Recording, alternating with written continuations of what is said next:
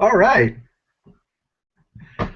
Well, it's Thursday at 1 o'clock Eastern Time, and this is Marketing Live. Today we are talking about media planning and buying in higher education. But first, before we get to that, Marketing Live is a part of the Higher Ed Live network, which you all probably know and love well, which offers professional development, webcasts, and podcasts. And all episodes of Marketing Live are free and accessible to you in the archives of higheredlive.com and on iTunes, so don't forget that. Today's show would not be possible without the support of FormStack and M. Stoner. Higher Ed Live is produced by M. Stoner, and a marketing and communications firm that works with education institutions on branding, strategy, web design, and more. Marketing Live is sponsored by FormStack 2, a robust online form building solution with an intuitive drag and drop interface. The platform makes it easy for marketers to create branded, mobile-ready web forms without writing code. Build donation forms, contact forms, event registrations, and more with the web's only 508 compliant form builder. Publish your forms and use FormStack social media plugins to maximize your traffic. And with in-app analytics and partnerships with popular marketing tools, you can get even more out of your captured data. So visit www.formstack.com to learn more about the ways FormStack can double your response rates. And welcome. One of the best parts about being live is that we get to interact with you. So if you see my head turn to the right like this, I'm actually looking at Tagboard right now to see if anybody tweets any questions during our show today. So make sure that as we're broadcasting, if you have any questions or any insights to share, that you do so by using the hashtag HigherEdLive. You can receive weekly updates as well with live show dates and times by subscribing to the Higher Ed Live newsletter, so don't forget that. I'm your host, Jeremy Fern, and today my guest is Gabriel Cohen. Gabe and I both work for 7th Point, a Virginia Beach-based media planning and buying agency specializing in integrated media strategy. And I'm the higher ed specialist for 7th Point, so I have the pleasure of working with colleges and universities and nonprofit and for-profit organizations and anything in the education realm there to help them really design and put into action the best marketing and media mix for them. So I also write a blog called Connection Point where I talk about higher ed trends and marketing strategy for colleges and universities. And I'll let Gabriel introduce himself. Gabe? Hey, thank you, Jeremy. I really appreciate the opportunity to be on here with you, man. And just in case you all, get confused, please use the lower third to identify Jeremy and I. We often get mistaken for each other around the office as brothers. So, as he said, I'm Gabriel Cohen. I'm the Director of Integrated Media at 7th Point. I have the awesome privilege of getting to sort out and understand everything that's going on in media today, media consumption habits, how it's changing, working across a landscape of paid, owned, and earned media. What earned being what we would traditionally consider the PR aspects and outreach and word of mouth, and owned media being those things you own, your website, its analytics, the data you get from that, your social media properties, and then the paid media, the messages that you put out there or draw people to, using money. So we combine all that to an integrated media strategy to really deliver for our clients and see them succeed. Awesome. So today's title of the show is Media Planning and Buying, the Marketing Blueprints of Higher Education. And if you saw it in the little description of the show, if you were building a house, you'd invest in blueprints. You'd invest in a floor plan that resulted in the right layout or the right features for what you wanted in your home, right? Well, if your home is your college's marketing strategy, then media planning and buying is your blueprint or floor plan, if you will, for creating the right marketing message through the exact channels you need to get into to deliver to your specific audience. So on this episode of Marketing Live, we'll discuss what media planning and buying can do for colleges and universities, what's happening in the industry, and we'll also give you a list of some must-dos, some takeaways that you can maybe start to put into practice right away. So let's get started and talk a little bit about what it means, what we mean by media planning and buying. And don't forget, again, tweet your questions to hashtag HigherEdLive. So what do we mean by media planning and buying? Well, I like what Ronald Geske, he's the CEO of Marketing Communications, I like what he says about media planning and buying. A media planner is like a writer who creates a screenplay for a film. A media buyer is like the actor who brings that film to life. So let that sit in for a second. What we're talking about in today's kind of metaphor with the blueprint idea, it's really a guide to make something or do something. So it's a design or it's a pattern that can be followed. For instance, if you want to make the best treehouse ever, you draw up a blueprint, you follow the design carefully, and boom, you've got a treehouse that hopefully you're happy with, unless you hire me to do your woodwork. In the same way, if you want to build the best possible marketing plan for your institution, then it would make sense to lay out the many features, for instance, of your plan. So target audiences, demographics, media types, channels, platforms, on and on. And you start to create the blueprint for what will become your marketing treehouse, in a sense. So literally, we're talking about building a plan that will help you in organizing and ultimately disseminating the campaign and brand messages through various media channels that you want to get out. For instance, buying ad space on TV, radio, print, outdoor, online, like display, search, or social. And always remember the importance in, again, planning out your media attack for marketing your college. It's most of the time to get students in the classroom, right? But it's also for promoting athletics. It's for promoting, development, fundraising arms, the foundation for your school, those sorts of things, or just general brand awareness. And when you get down to it, one of the most critical parts of media planning and buying is data. So we hear a lot about the big data word. It's truly analyzing your college's student, donor, athlete, alumni profile and getting to know who they are and what markets they're in, right? But it's also about utilizing data resources that are available to you third party that can make reaching out to your audience that much more pinpointed and successful. And ultimately, the goal here is you want to use your paid and owned media outlets to identify where the best opportunity is to deliver your message successfully and in the way that makes it stick. So Gabe, let's talk about the why of media planning. Let's say I'm sitting in the chair of a marketing director right now at a mid-sized institution. I'm responsible for bringing in, brand awareness, for putting butts in seats, for driving enrollment. And I've dabbled a little bit in media planning. I'm currently contracted with some radio stations, and maybe I've got some print ads out there, Gabe, and I'm doing some Google AdWords, and I think I'm doing what I should be doing, but what am I missing? How can I take that 50,000-foot view of my current media situation and know what steps to take next? Sort of the why of media planning. Sure, thanks. Yeah, obviously there's a couple questions there. First of all, kind of the why of media planning and buying. Why do we use paid media? Why do we use these owned media channels? Why do we use influencers and people in the PR earned media world?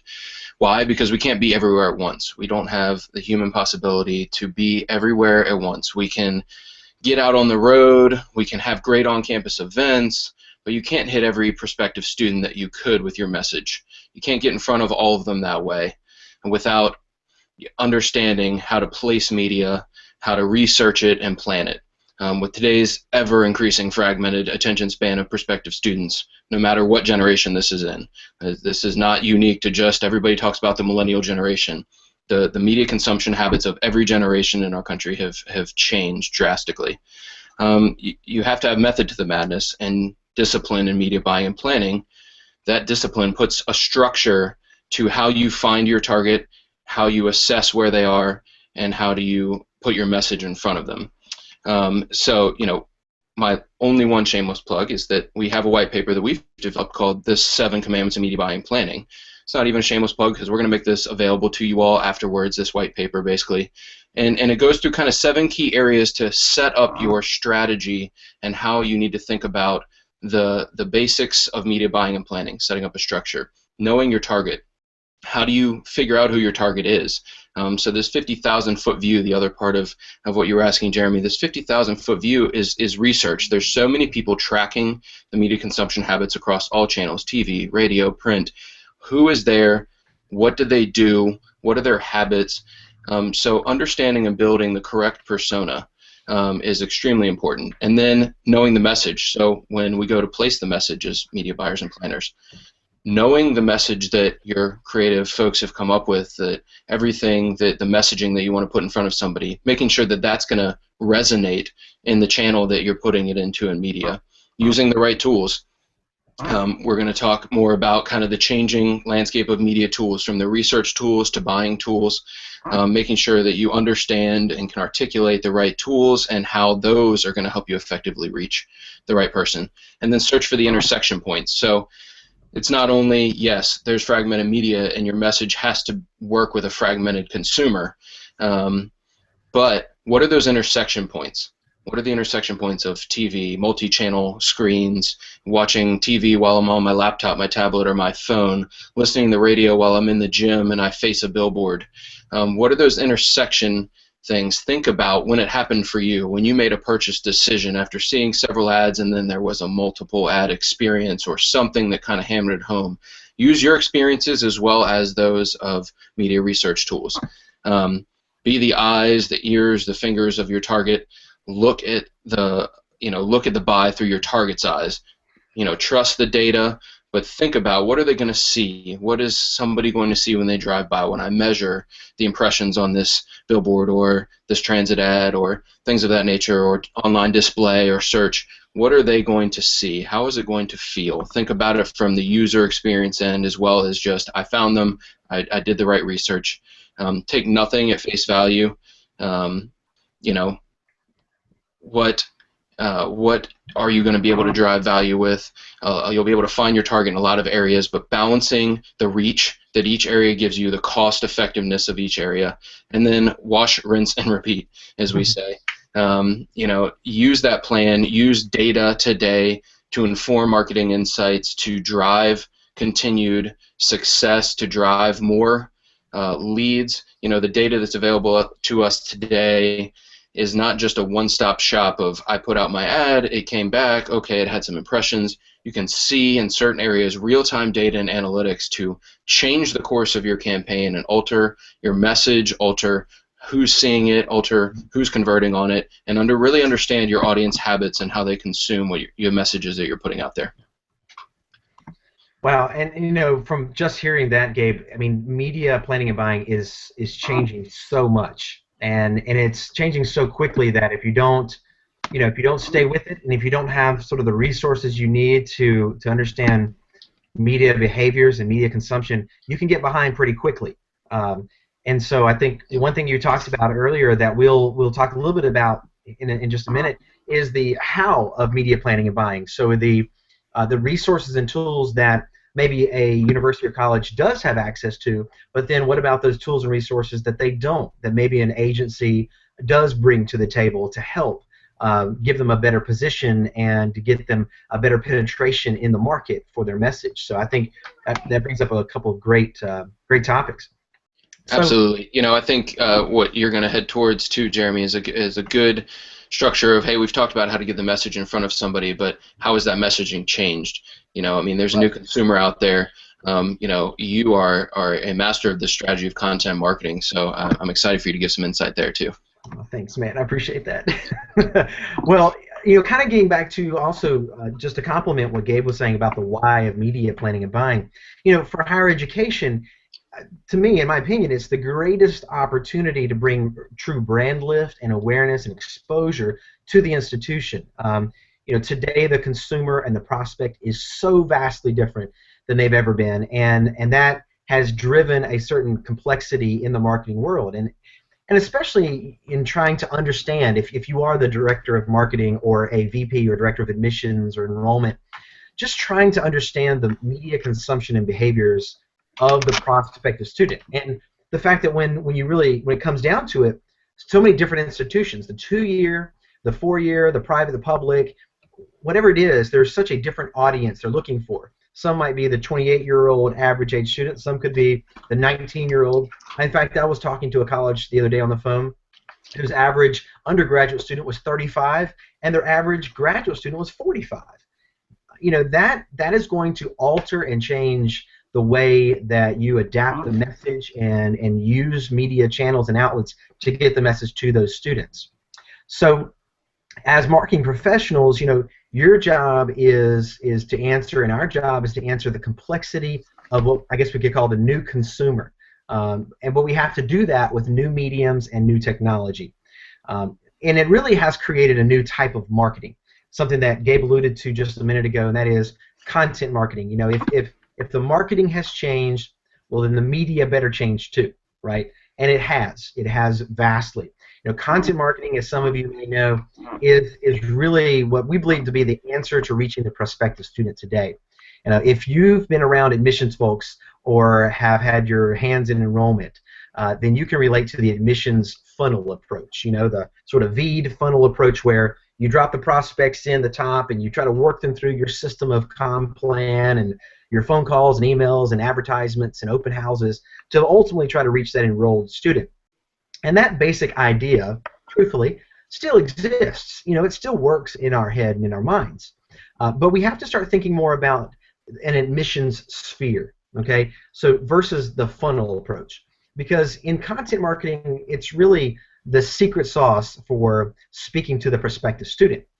So all of the content you're pushing out, emails, social media, digital campaigns, you know, microsites, whatever it is, all of these are aimed at trying to keep your prospects swimming in this sea of content, in this sphere of content that will eventually touch them enough times to create a lead out of them, so where they make a purchase decision or an enrollment decision.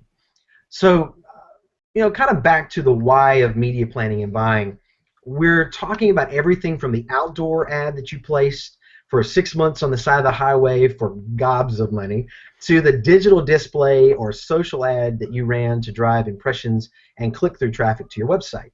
We're not just talking digital. We're talking traditional and digital and all in between. This is what media planning. So speaking of this new technology, cue up Gabriel here. There's a technology that's being leveraged right now, and it's only getting more advanced, and it's what's called programmatic buying.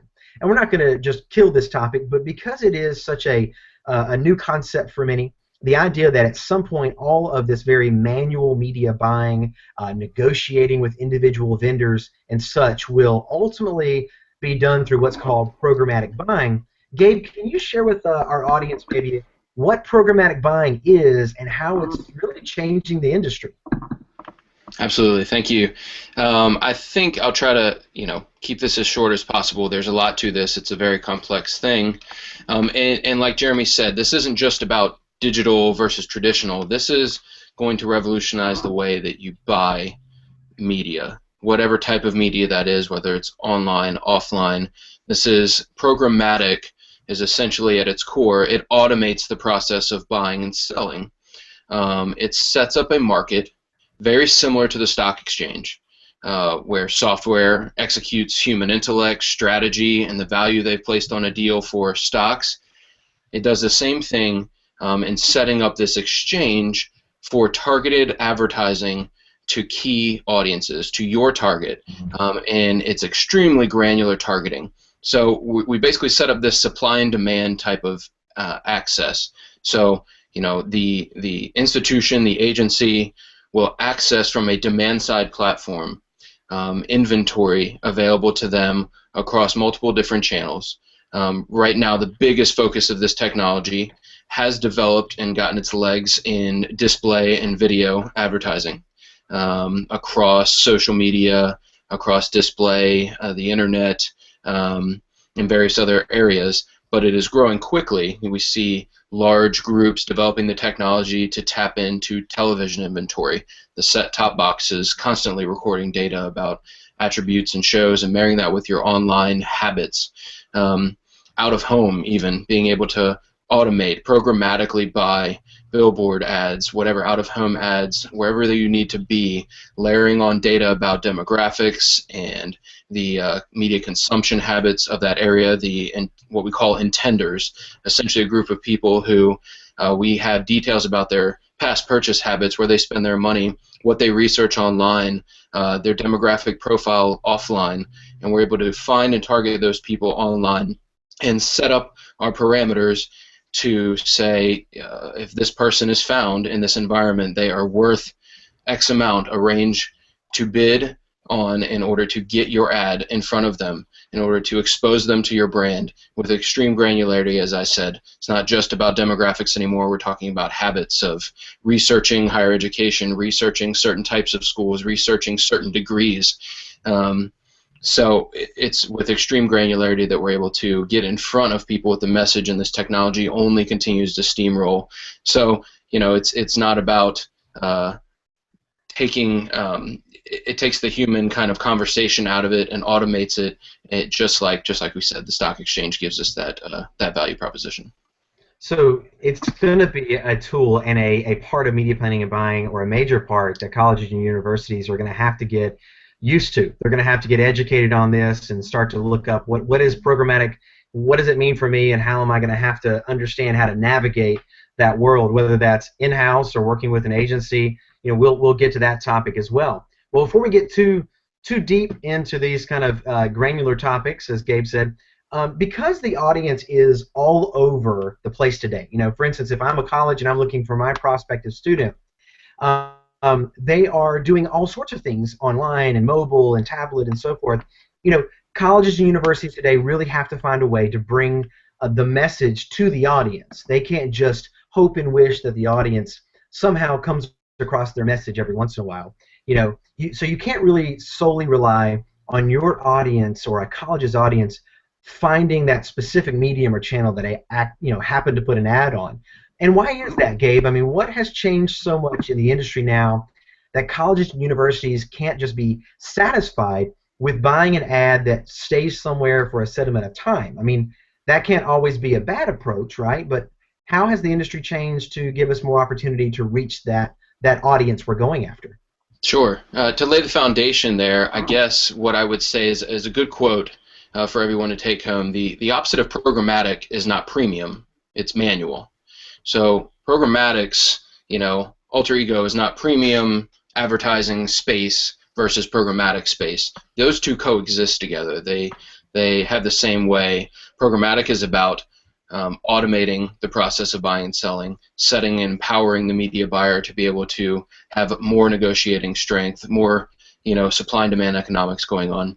Programmatic media buying will certainly affect the amount of premium inventory, or even in some cases the price, but it'll affect the price, I think, in some ways making it higher, in some ways making it lower. The value of a Super Bowl commercial, is always going to have its premium value. You won't be able to programmatically bid on things like that. They will hold certain inventory as premium, fixed, very important areas, and whatever could be important to you. So it's not going to completely replace the value proposition of premium inventory and getting it first. If it's something that matters and makes a huge difference to the media plan and the strategy for your university, then you're going to have to look at paying the premium price to make sure and guarantee you want to be there. And that's still a valid way to do media buying.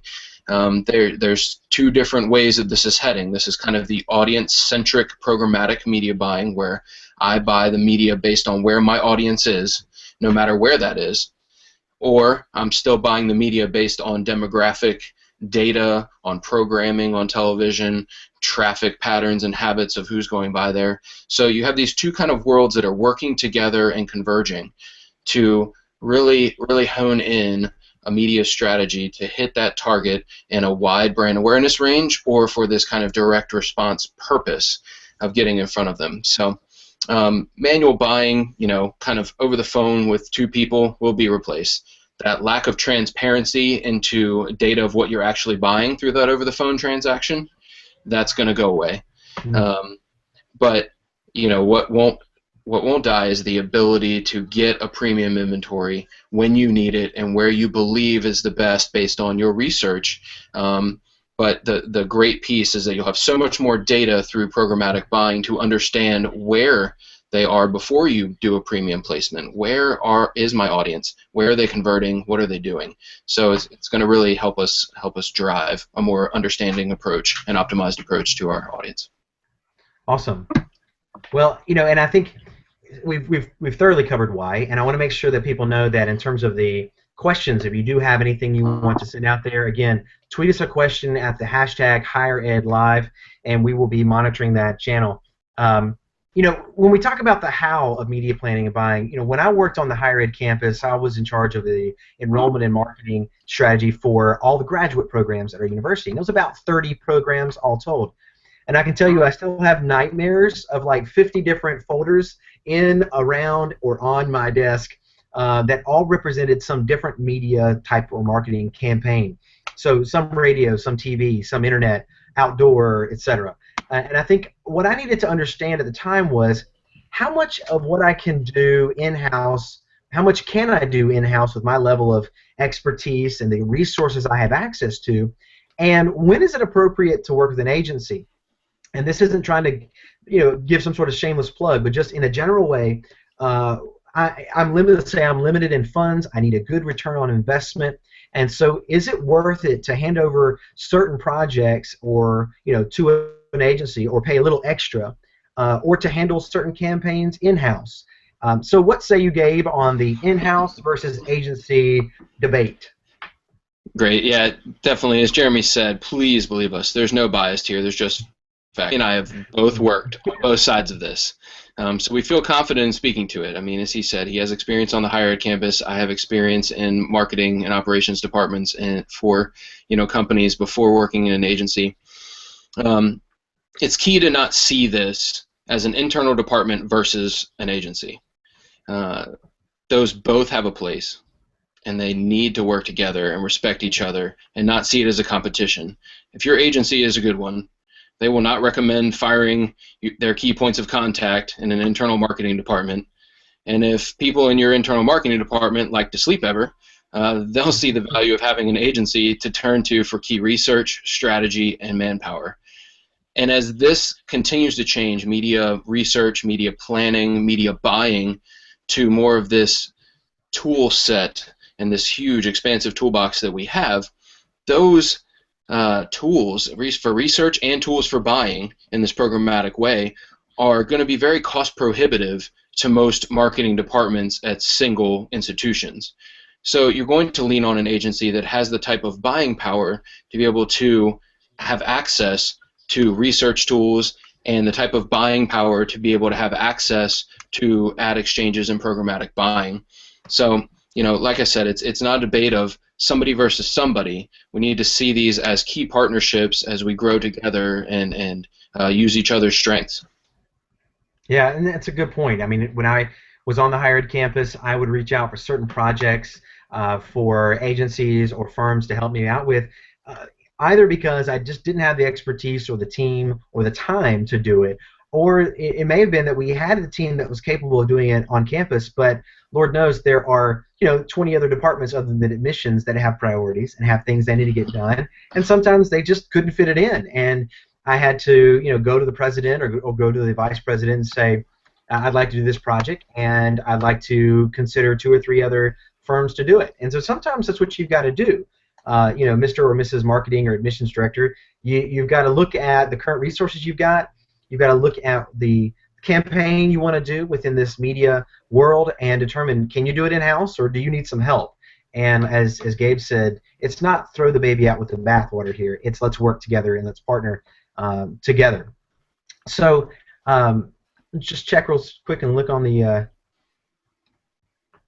Twitter feed here. Okay, Gabe, I know one of the things that we want to do with those watching or listening in on the podcast or the web show is to really give them some good takeaways, some must-dos of media planning and buying. And I know in my years of working on the higher ed campus, I did a couple things that really helped me get organized with my media planning and buying.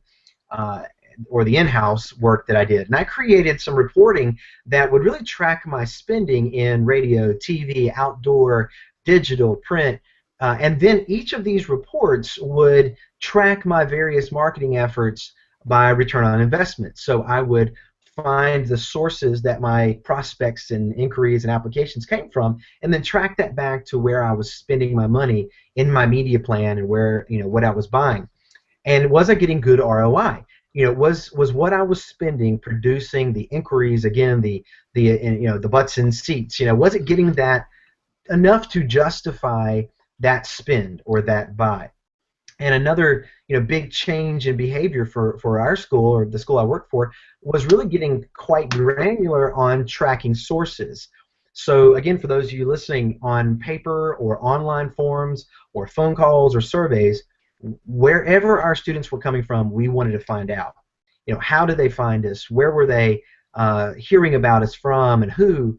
And adding those simple questions and drop-down boxes were, to our forms, our online forms, for instance, helped us really hone in on the channels that were producing the best. And then naturally, we would start exploring those media outlets when we came back to looking at our media plan and what we were buying. So, using something like a good friend of mine at the University of New Haven, Marcus Hanscom, he uses a good, simple equation for determining ROI.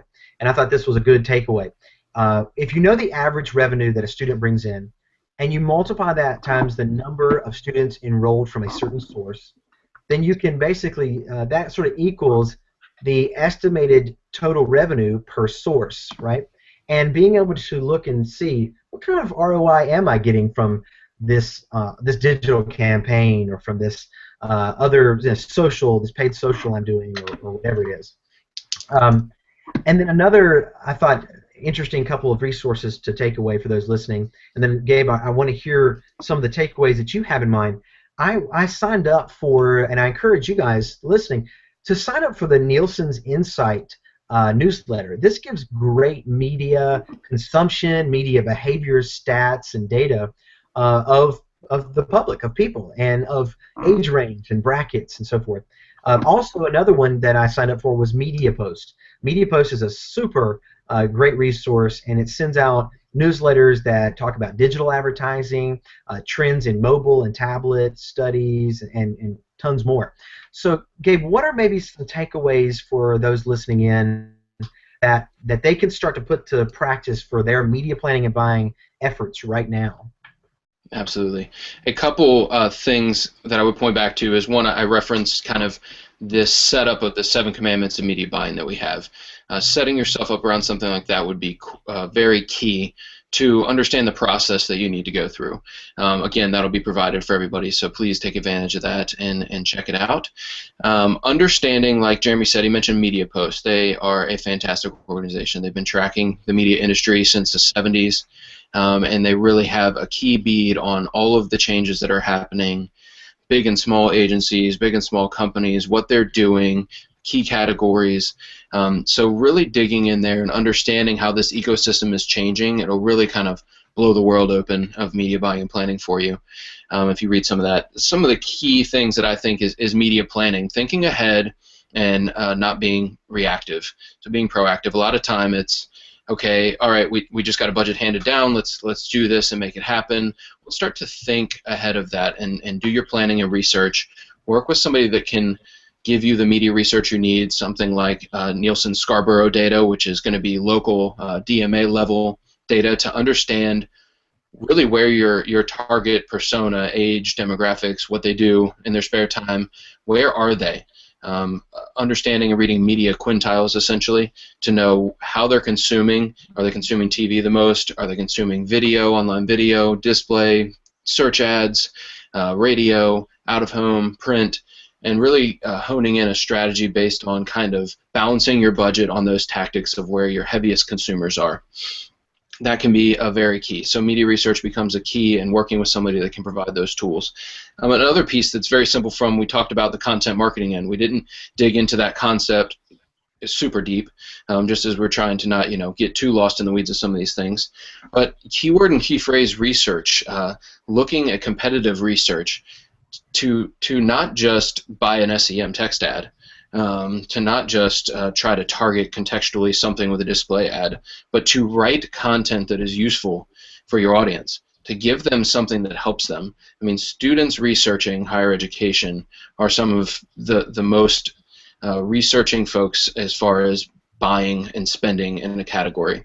They're going to look at all aspects of it. So understand what people are looking for, what key pages they hit on your website, what time they spend on what. There's several tools that you can, even on your Google toolbar, one that'll show you where the most clicks that are happening from your Google Analytics. It's called Page Analytics. It's a Google plugin for your Google Chrome, and it'll show you where the clicks are happening, where the eyeballs are going on your web pages to help you analyze your user experience on your website, as well as what material people are interacting with the most. And then just watching your daily analytics, watching things that are happening there.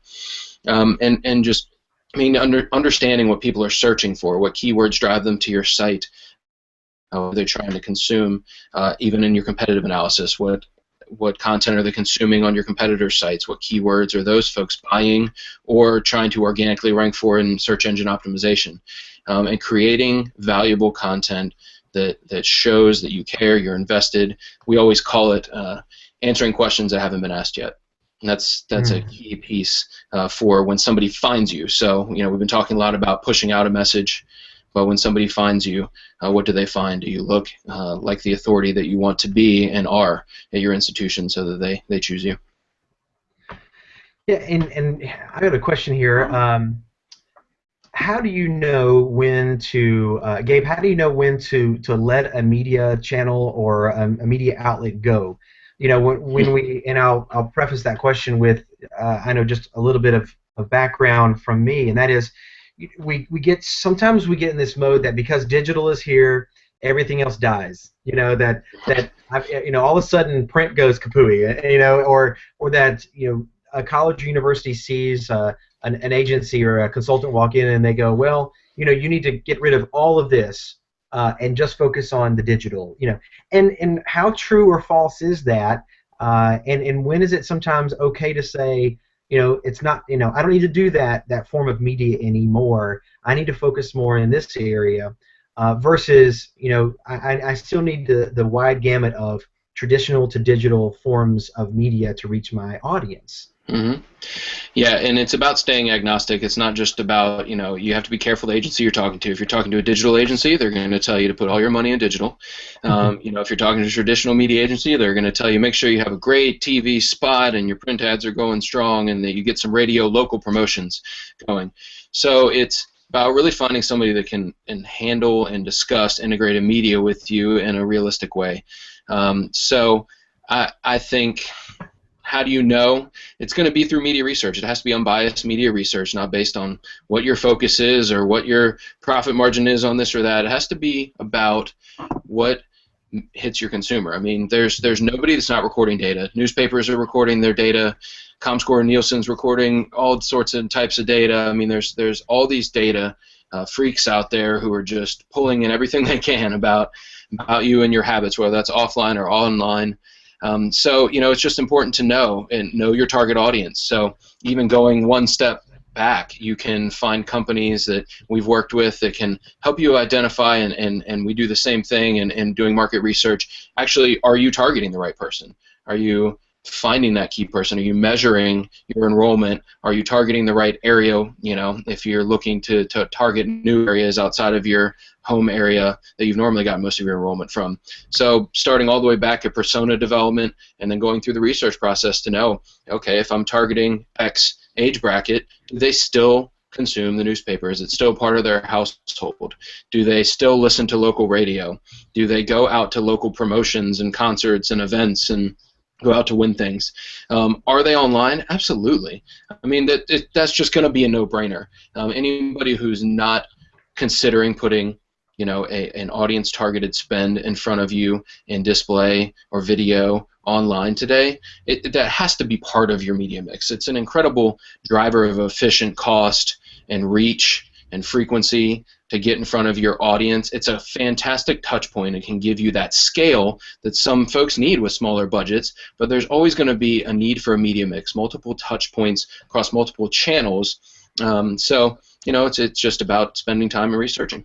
Yeah, yeah, and it looks like we've got a question back to something earlier you said, Gabe, which had to do with keyword, knowing your keywords, and that is the question that was posed by an audience member is what tools are available for keyword search analysis? How can someone know, what are the things I need to use, and what are those hot buttons and those hot topics and words that are going to, bring my message to the audience I'm looking for? Great. Yeah, there's several tools out there that I think you find very valuable. One, you can just work directly with Google AdWords. They have a pretty good tool to do keyword analysis and to understand the volume of searches that's going into that topic. And then there are tools such as we use one called SpyFu. It's a fantastic tool for SEM and SEO research. So it's going to give you a catalyst. Not only it's going to tell you the same type of search volume numbers for a keyword or key phrase, but it's going to give you other ones to piggyback off of there to find new and interesting topics to delve into. You can do competitive research there and get that type of analysis. Also, a tool called What Runs Where tries to measure kind of the display and search and social advertising environment, so you can do some competitive analysis, what people are doing differently across mobile and desktop advertising. Those are tools that some of those cost. I mean, they cost money, but those are the key tools that I would say to go into and start using and understanding, and then showing the value to those that you need to show the value to get that on permanently to be paid for.